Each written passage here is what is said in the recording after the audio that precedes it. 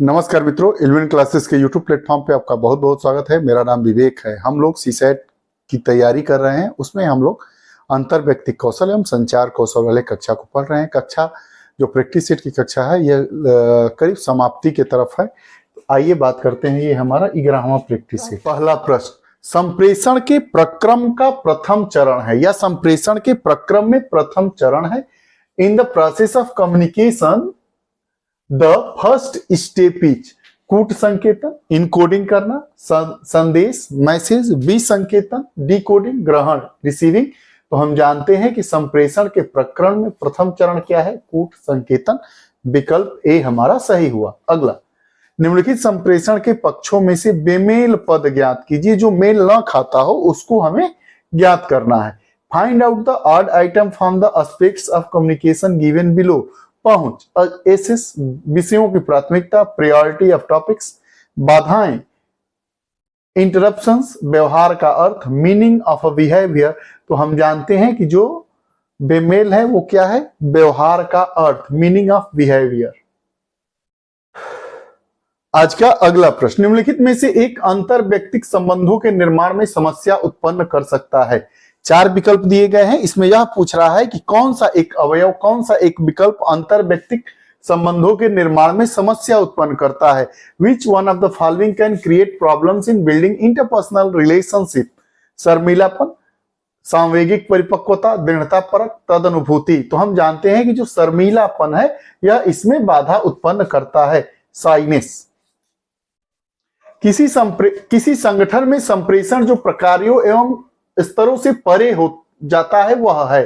Communication that cuts across functions and levels in an organisation is ऊर्ध्वगामी संप्रेषण, upward communication, अनुप्रस्थ संप्रेषण, horizontal communication, विकर्ण संप्रेषण, डायगोनल कम्युनिकेशन, अधोगामी डाउनवर्ड कम्युनिकेशन। तो हम जानते हैं कि communication that cuts across function and level in an organisation, diagonal communication, विकर्ण संप्रेषण उसे कहते हैं। विकल्प सी हमारा सही हुआ। अगला प्रश्न, अंतर व्यक्तिक संप्रेषण के निम्नलिखित प्रतिमानों में से किसमें समानता संबंध संप्रेषित होता है परंतु प्रत्येक व्यक्ति के पास भिन्न क्षेत्रों पर प्राधिकार भी होता है।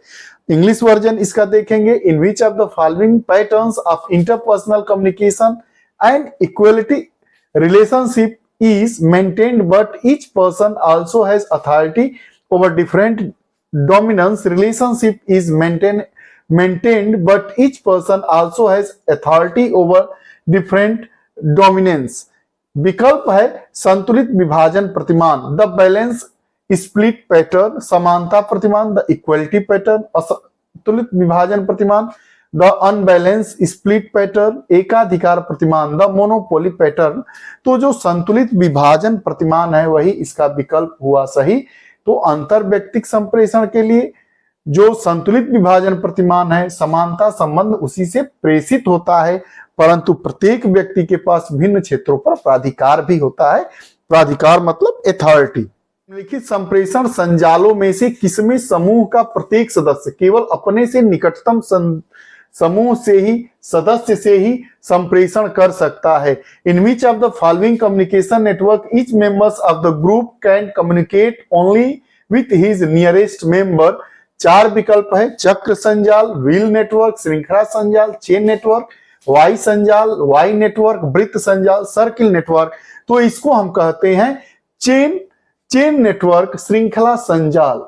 विकल्प हमारा सी सही हो गया। व्यक्ति यह अनुभव करते हैं कि उनके व्यवहार को प्रतिबंधित किया जा रहा है तो वे एक प्रकार से प्रतिक्रिया करते हैं जिसे कहा जाता है when individuals feel that their behavior is being restricted they respond in a way that can be called मनोवैज्ञानिक सुरक्षा, मनोवैज्ञानिक सतर्कता, मनोवैज्ञानिक प्रतिघात, मनोवैज्ञानिक दृढ़ता, psychological defence, psychological vigilance, psychological रिटेंस, psychological persistence. तो इसको हम क्या कहते हैं? मनोवैज्ञानिक प्रतिघात कहते हैं। विकल्प सी हमारा सही हो गया।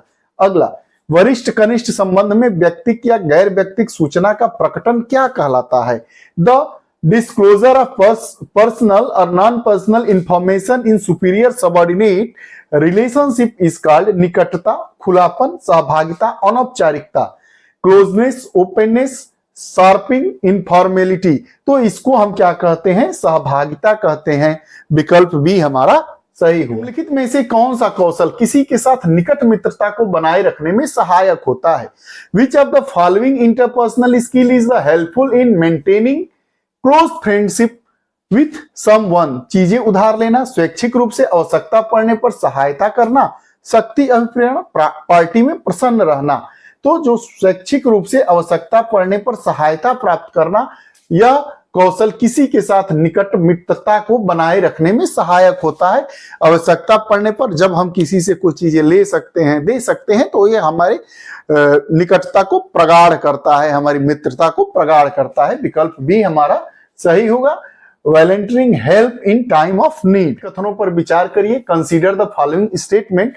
कथन है, लोग और उनकी जो समस्याएं होती हैं वो विलक्षण होती है। People and their problems are unique. इसका रीजन क्या दे रहा है कि सक्रिय श्रवण उस व्यक्ति को जिसे सुना जा रहा है कुछ संप्रेषित करता है। Active listening conveys something to the person who is listen to. यह दोनों हमारा कथन बिल्कुल सही है, लेकिन जो आर है ए की सही व्याख्या नहीं कर रहा है, तो विकल्प ए हमारा सही है। प्राप्त किए गए संदेश में कोई विचलनशीलता जिसका पूर्व कथन स्रोत पर नहीं किया जा सकता था, गुणारोपित की जाती है।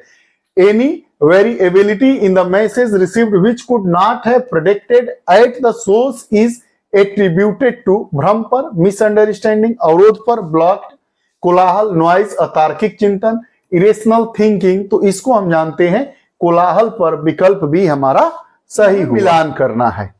तो टाइप्स ऑफ कम्युनिकेशन और इसे वेरिएबल, ये संचार के प्रकार हैं और ये चर हैं। तो जो शाब्दिक संचार का जो प्रकार है वो भाषा प्रवाहिता, इससे मिला देंगे लैंग्वेज फ्लुएंसी। लिखित रिटेन, इसको हम क्या कहते हैं, संज्ञानात्मक क्षमता, कॉग्निटिव एबिलिटी।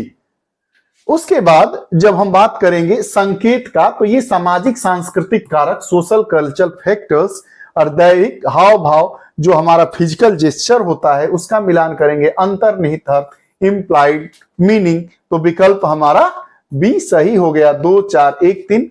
शाब्दिक का संज्ञानात्मक क्षमता, लिखित का शाब्दिक का भाषा प्रवाहिता, लिखित का संज्ञानात्मक क्षमता। उसके बाद संकेत, सामाजिक सांस्कृतिक, दैहिक हाव भाव, अंतर्निहित अर्थ।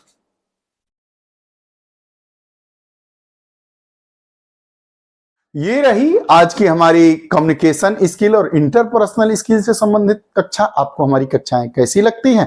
कृपया कमेंट बॉक्स में अपने विचार जरूर दें। पुनः नई कक्षा के साथ उपस्थित होंगे, तब तक के लिए बहुत बहुत धन्यवाद। नमस्कार।